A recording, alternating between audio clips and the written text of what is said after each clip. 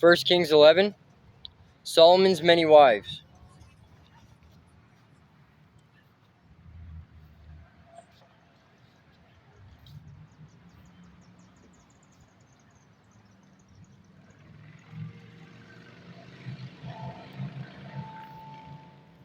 Now King Solomon loved many foreign women. Besides Pharaoh's daughter, he married women from Moab, Ammon, Edom, Sidon, and from among the Hittites.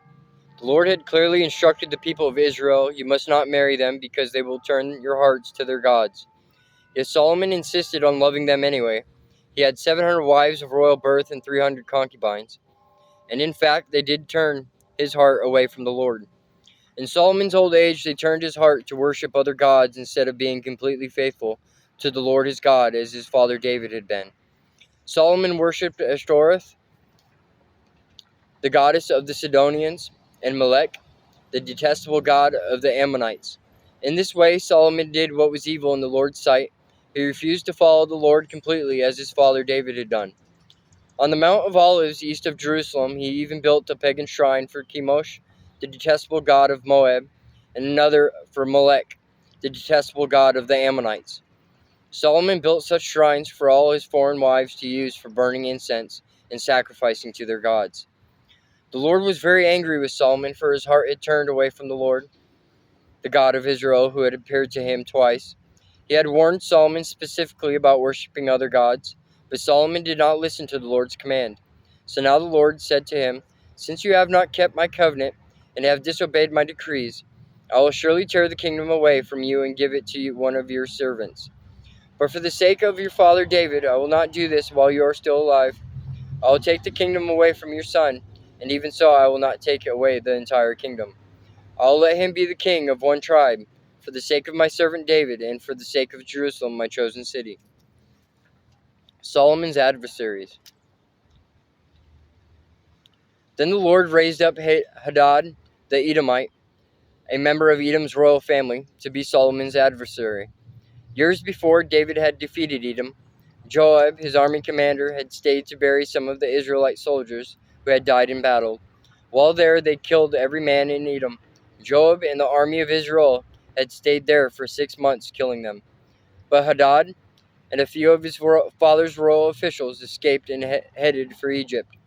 Hadad was just a boy at the time. They set out from Midian and went to Paran, where the others joined them. Then they traveled to Egypt and went to Pharaoh, who gave them a home, food, and some land. Pharaoh grew very fond of Hadad, and he gave him his wife's sister in marriage, the sister of Queen Taphnes. She bore him a son named Genubath. Taphnes raised him in Pharaoh's palace among Pharaoh's own sons.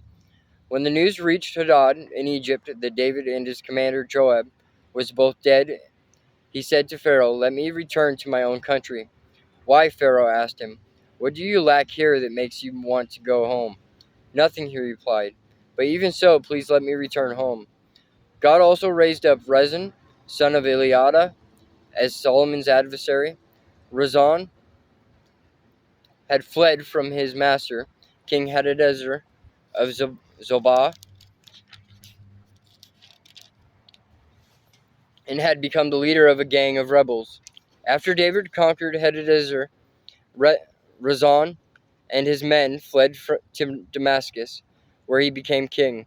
Rezon was Israelite's bitter adversary for the rest of Solomon's reign, and he made trouble just as Hadad did. Rezon hated Israel intensely and continued to reign in Aram. Jeroboam rebels against Solomon. Another rebel leader was Jeroboam, son of Nebat, one of Solomon's own officials. He came from the town of Zerudah in Ephraim, and his mother was Zeruiah, a widow. This is the story behind his rebellion. Solomon was rebuilding the supporting terraces and repairing the walls of the city of his father David. Jeroboam was a very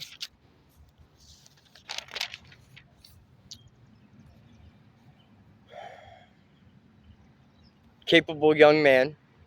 And when Solomon saw how industrious he was, he put him in charge of the labor force from the tribes of Ephraim and Manasseh, the descendants of Joseph. One day, as Jeroboam was leaving Jerusalem, the prophet Ahijah from Shiloh met him along the way. Ahijah was wearing a new cloak. The two of them were alone in a field, and Ahijah took hold of the new cloak he was wearing and tore it into 12 pieces. Then he said to Jeroboam, "Take 10 of these pieces, for this is what the Lord, the God of Israel, says. I am about to tear the kingdom from the hand of Solomon, and I will give 10 of the tribes to you. But I will leave him one tribe for the sake of my servant David, and for the sake of Jerusalem, which I have chosen out of all the tribes of Israel. For Solomon has abandoned me and worshipped Ashtaroth, the goddess of the Sidonians, Chemosh, the god of Moab, and Molech, the god of the Ammonites. He has not followed my ways and done what is pleasing in my sight. He has not obeyed my decrees and regulations as David his father did. But I will not take the entire kingdom from the Solomon at this time. For the sake of my servant David, the one whom I chose and who obeyed my commands and decrees, I will keep Solomon as leader for the rest of his life. But I will take the kingdom away from his son and give 10 of the tribes to you. His son will have one tribe, so that the descendants of David, my servants, will continue to reign, shining like a lamp in Jerusalem, the city I have chosen to be the place for my name. And I will place you on the throne of Israel, and you will rule over all that your heart desires. If you listen to what I tell you and follow my ways and do whatever I consider to be right, and if you obey my decrees and commands as my servant David did, then I will always be with you. I will establish an enduring dynasty for you, as I did for David, and I will give Israel to you. Because of Solomon's sin, I will punish the descendants of David, though not forever." Solomon tried to kill Jeroboam, but he fled to King Shishak of Egypt and stayed there until Solomon died.